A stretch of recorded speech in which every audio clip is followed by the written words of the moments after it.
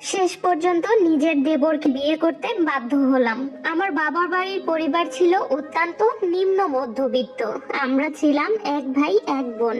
অনেক কষ্ট করে আমার বাবা একটা ভালো সম্বন্ধ দেখে আমার বিয়ে দেয়। আমার স্বামীরা ছিল দুই ভাই, খুবই ছোট্ট একটা পরিবার। আমার দেবর ছিল আমার সমবয়সী, সে আর আমি একই ক্লাসে পড়তাম। ক্লাস 10-এ ওঠার পর আমার বিয়ে হয়ে যায়। বিয়ের পরে আমার স্বামী চাচ্ছিল না যে আমি পড়াশোনা কন্টিনিউ করি। এটা নিয়ে আমিও কোনো বাড়াবাড়ি করিনি, তাই পড়াশোনাটা আমি বাদ দিয়ে দিই। কারণ আমার স্বামী দেশের বাহিরে থাকে আর আমিও দেখতে শুনতে মাশাআল্লাহ সুন্দর। আমার শ্বশুর বাড়ির সবাই আমাকে অনেক আদর করে। আমার স্বামী 6 মাসের ছুটি নিয়ে বাংলাদেশে এসে আমাকে বিয়ে করে। আমার স্বামী আমার অনেক যত্ন করত। আমার শাশুড়িও বাড়ির কোনো কাজে আমাকে হাত দিতে দেয় না। শ্বশুর শাশুড়ির সাথে বসে খাবার খেতাম। তাদের দিক থেকে সবকিছু অনেক ভালো ছিল, তারা আমাকে অনেক বেশি ভালোবাসতো। কিন্তু সমস্যা ছিল একটাই, তারা আমাকে আমার বাবার বাড়িতে যেতে দিতে চায় না। আমার বাবা অনেক গরিব মানুষ ছিলেন। আমি দেখতে সুন্দর বলেই তারা তাদের ছেলের সাথে আমাকে বিয়ে দিয়েছেন। আমি বাবার বাড়ি যাওয়ার কথা বললেই তাদের মন খারাপ হয়ে যেত। আমিও তাদের এত এত আদর ভালোবাসা পেয়ে বাবার বাড়ি যাওয়ার কথা বলতাম না। আমার বিয়ের 2 মাস পরে আমি কনসেপ্ট করি। আমি কনসেপ্ট করাতে তারা ভীষণ খুশি হয়। তারা পারলে আমাকে মাথায় করে রাখে, এমন অবস্থা। এভাবেই 3 মাস যাবার পরে আমার স্বামীর বিদেশ যাওয়ার সময় চলে আসে। তার ভিসা চলে আসার পর থেকে সে আর আমি অনেক বেশি কান্নাকাটি করি, কারণ আমি লোকটাকে ভীষণ ভাবে ভালোবাসি আর সেও আমাকে অনেক ভালোবাসে।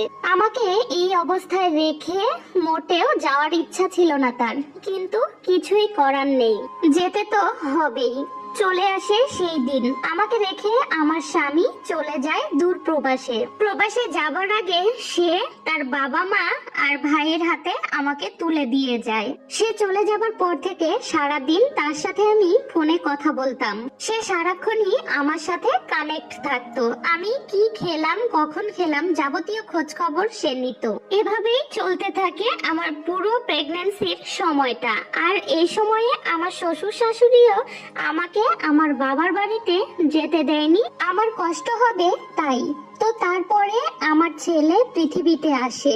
আমার স্বামী ভীষণ খুশি হয়। ছেলেকে একটু হাত দিয়ে ছুঁয়ে একটু আদর করতে তার ভীষণ ইচ্ছে করত।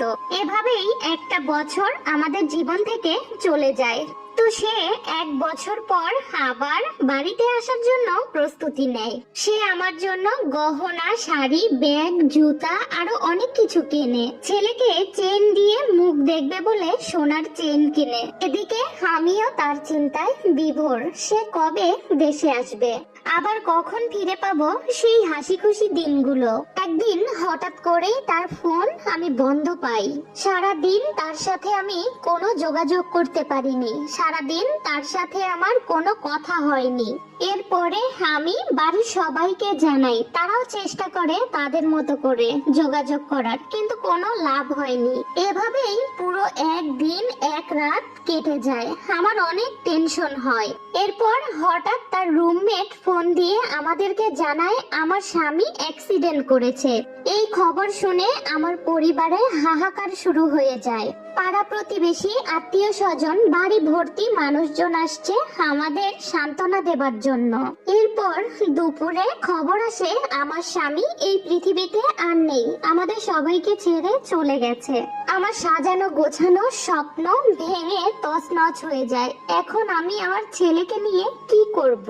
আমার বাবা মা আসলো, সবাই আমাকে সান্ত্বনা দেওয়ার চেষ্টা করলো। আমার স্বামীর লাশ বাংলাদেশে এনে দাফন করা হলো। আমার স্বামী মারা যাওয়ার 1 সপ্তাহ হলো। আমার বাবা মা বাড়িতে যাবার সময় আমাকে আর আমার ছেলেকে নিয়ে যেতে চাইলো। এ সময় আমার শ্বশুর শাশুড়ি আমার বাবা মার হাত পায়ে ধরে কান্নাকাটি করলো। তাদের একটাই কথা, আমাকে এই বাড়ি থেকে তারা একটা পাও বের হতে দেবে না। আমার স্বামী মারা যাওয়ার পর থেকেই সবাই কানাঘুষা করছিল আমার দেবরের সাথে যাতে আমার বিয়ে দেওয়া হয়। এখন সবাই সরাসরি আমার শ্বশুর শাশুড়ি, আমার বাবা মা এবং আমাকে এসে বলে যাতে আমি দেবরকে বিয়ে করে আমি এই বাড়িতেই থেকে যাই। আমার শ্বশুর শাশুড়িও রাজি হয়, কারণ তারা চাচ্ছিল না আমি তাদের বাড়ির বাহিরে যাই। আমি আর আমার দেবর এই বিয়েতে কেউই রাজি ছিলাম না।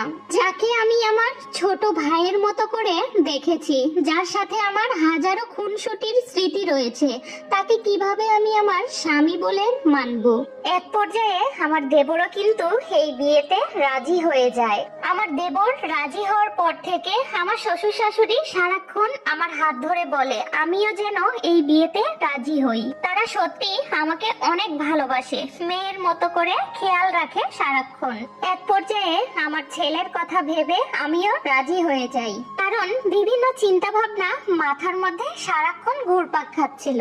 আমার বয়সও বেশি না, চাইলে ছেলের মুখের দিকে তাকিয়ে এভাবে সারা জীবন কাটিয়ে দিতে পারবো। তারপরেও ছেলের ভবিষ্যতের কথা চিন্তা করে আমি সবাইকে জানিয়ে দিলাম আমিও এই বিয়েতে রাজি।